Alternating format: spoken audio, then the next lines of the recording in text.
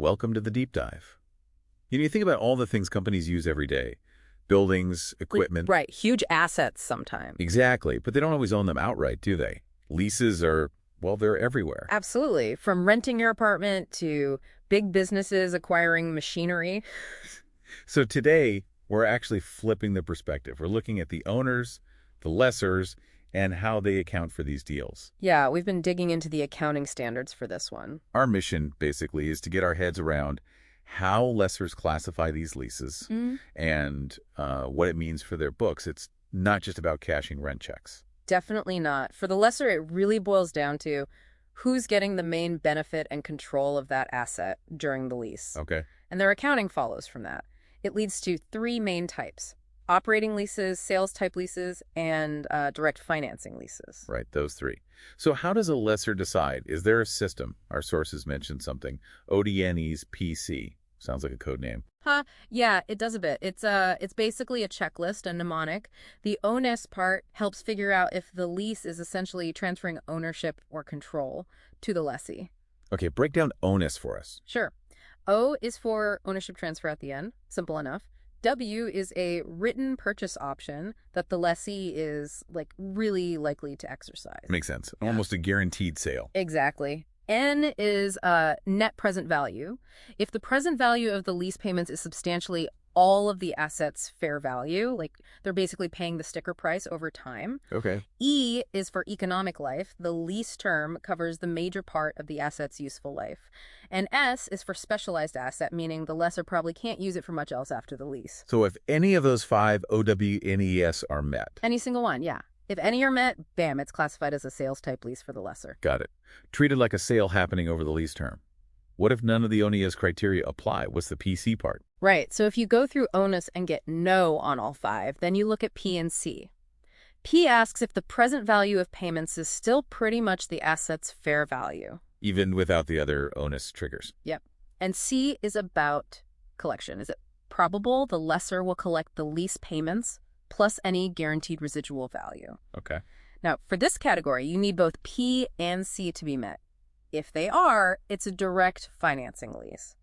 Think of the lessor more like a lender here. So own means sales type. No OWNES, but both P and C met means direct financing. What if it's neither of those? Then, by default, it's an operating lease. So none of the OWNES criteria are met, and you don't meet both of the PC criteria. Okay, that clarifies the classification. Let's talk about the accounting. How does it look different for the lessor with these three types? Sales type first.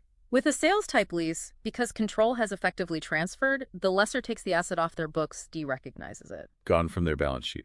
Right. They record a lease receivable, what they expect to get paid, and, crucially, they recognize profit or loss immediately at the start of the lease, just like a regular sale. So the profit hit is upfront. Mostly, yeah. Initial direct costs, like commissions, are usually expensed right away, too. Unless there's no profit, then they might defer them. And then, over the lease term, they recognize interest income on that receivable. Like the Jenkins Inc. example with the truck. They recorded the receivable, took the truck off, booked a gain. Exactly that. That immediate gain recognition is key for sales type. Okay, what about direct financing leases then? Still taking the asset off the books. Yes, asset comes off, lease receivable goes on, but the key difference is the profit. Any profit is deferred. It's not recognized up front. Deferred. So where does it go? It gets baked into the receivable calculation, and it's recognized gradually over the lease term as interest income using the implicit discount rate. Initial direct costs are also rolled into the receivable and amortized. So that second Jenkins example. Same truck removal, receivable setup, but the profit recognition is spread out over time as interest. Precisely. No big upfront gain. And the simplest one, maybe.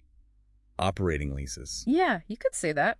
For an operating lease, the lessor keeps the asset on their balance sheet. It's still their truck, their building, whatever. Still depreciating it.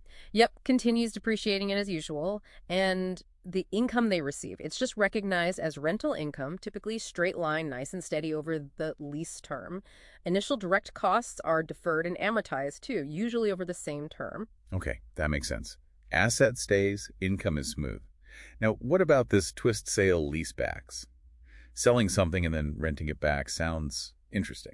It is. A company sells an asset, say its headquarters, to another company, and then immediately leases it back. Why would they do that? Unlock cash, maybe. Often, yeah.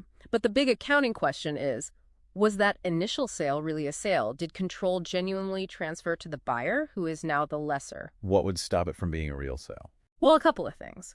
Like, if the original seller has an option to buy the asset back, especially if the repurchase price isn't fair market value, or if similar assets aren't readily available, that suggests they didn't really give up control. Okay, a dodgy repurchase option. Anything else? Also, if the seller lessee guarantees a significant part of the asset's value at the end of the lease term, a very large residual value guarantee might mean they retain substantial risk, again, questioning if control really transferred. Right. So if it does meet the criteria for a proper sale, how's the accounting handled? If it's a genuine sale, you look at the transaction price versus the fair value of the asset. If there's a difference, say they sold it for more than fair value. Getting extra cash up front. Exactly. That excess amount is often treated as additional financing provided by the buyer lessor, creating a liability for the seller lessee. Or if it's less, it could be prepaid rent. Remember the Billingskun example, selling to Crane? That difference created a financing liability. Okay, and what if it doesn't qualify as a sale, a failed sale? Then the whole thing is treated just as a financing arrangement.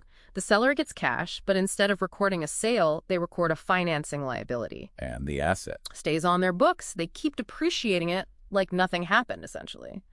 The buyer, meanwhile, doesn't record the asset. They just record a receivable related to the financing they provided.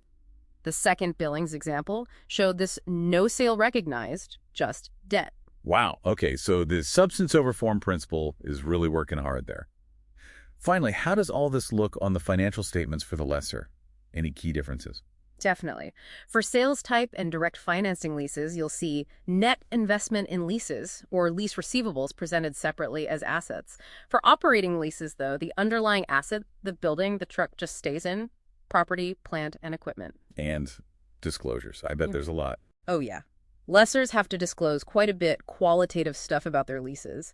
Quantitative details about profit loss recognized, interest income, the components of their net investment, and crucially, a maturity analysis showing when the lease payments are expected to come in. Gives investors a clearer picture. So wrapping it up, the big takeaway for lessors is this careful classification process operating, sales type, or direct financing, based on who really bears the risks and rewards, who has control. Absolutely. And that classification dictates the entire accounting approach, from recognizing the asset to how income hits the books. Plus, sale-leasebacks add that extra layer of checking if a sale genuinely occurred. It really drives home how complex, seemingly simple rental agreements can be behind the scenes. It does. And, it leaves you with a final thought to ponder. How much might these specific accounting rules actually influence how lessors decide to structure lease deals in the first place? Are they sometimes shaping the deal to fit a preferred accounting outcome? Possibly. Does the accounting classification always perfectly capture the underlying economics of the transaction? That's something to mull over next time you encounter a lease. Definitely food for thought. Thanks for taking this deep dive with us today.